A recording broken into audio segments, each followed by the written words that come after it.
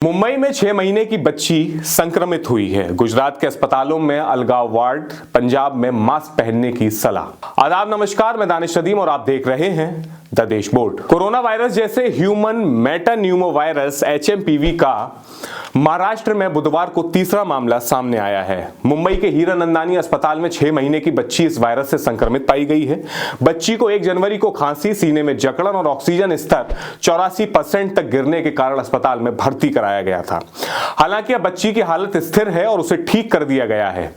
यह मुंबई में HMPV का पहला मामला है, जबकि मंगलवार को नागपुर में 2 केस पाए गए थे। इसमें 13 साल की एक लड़की और 7 साल का एक लड़का संक्रमित मिले थे। हालांकि इन्हें अस्पताल में भर्ती नहीं करना पड़ा और इलाज के बाद उनकी स्थिति स्थिर है। इस नए केस के बाद अब तक देश भर में HMPV के कुल मामले 9 तक पहुंच गए हैं। महाराष्ट्र से पहले सोमवार को कर्नाटक और तमिलनाडु में 2-2, पश्चिम बंगाल और गुजरात में 1-1 मामला सामने आया था, जिससे कुल मिलाकर 6 मामले दर्ज किए गए थे। HMPV के मामलों के सामने आने के बाद राज्यों ने अपनी सतर्कता बढ़ा दी है। पंजाब सरकार ने बुजुर्गों और बच्चों को मास्क पहनने की सलाह दी है।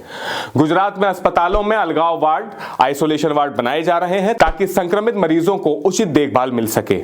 हरियाणा में भी स्वास्थ्य विभाग को HMPV मामलों पर कड़ी निगरानी रखने के आदेश दिए गए हैं। इसके अलावा देश भर में लोगों से स्वच्छता की आदतें अपनाने और खांसी या बुखार जैसी समस्याओं के समय तुरंत डॉक्टर को संपर्क करने की अपील की गई है।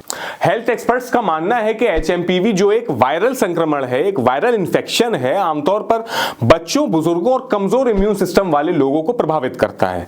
वायरस से बचाव के लिए मास्क पहनना और सही समय पर इलाज लेना बहुत जरूरी है। इससे छोटे बच्चे अधिक प्रभावित हो रहे हैं। HMPV संक्रमण के परिणाम स्वरूप मरीजों में सर्दी और कोविड-19 जैसे लक्षण दिखाई देते हैं। अब तक इस वायरस का सबसे ज्यादा असर छोटे बच्चों पर देखा गया है, खासकर 2 साल से कम उम्र के बच्चों में।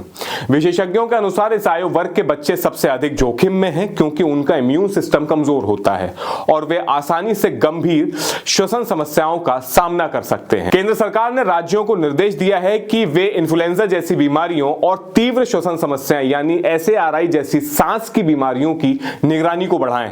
इसके साथ ही HMPV के बारे में जन जागरूकता फैलाने के प्रयासों को और तेज किया जाए, ताकि लोग इस वायरस के लक्षणों और बचाव के उपायों के बारे में बेहतर जानकारी प्राप्त कर सकें।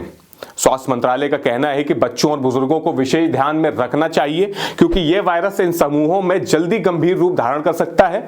इसके अलावा बीमारी के संकेतों में अचानक बुखार, खांसी, सांस लेने में तकलीफ और सर्दी जुकाम शामिल हो सकते हैं। HMPV के प्रसार को रोकने के लिए लोगों में सामाजिक दूरी बनाए रखें, मास्क पहनने, हाथ धोने और खांसी या छींक के दौरान मुंह को ढकने की सलाह दी गई है।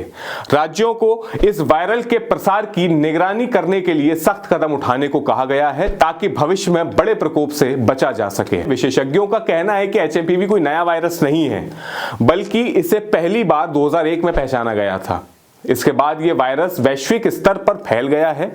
यह श्वसन प्रणाली के माध्यम से फैलता है और हवा के द्वारा भी इसका संक्रमण हो सकता है। यह वायरस सभी आयु वर्ग के लोगों को प्रभावित कर सकता है। विश्व स्वास्थ्य संगठन यानी WHO वर्तमान स्थिति पर निगरानी रखे हुए है और जल्द ही इस पर विस्तृत रिपोर्ट साझा की जाएगी। केंद्र सरकार ने कहा था कि सर्दी के मौसम में HMPV का संक्रमण नॉर्मल है। चीन में HMPV के बढ़ते मामलों के बीच आपातकालीन जैसी स्थिति उत्पन्न होने की संभावना जताई गई थी।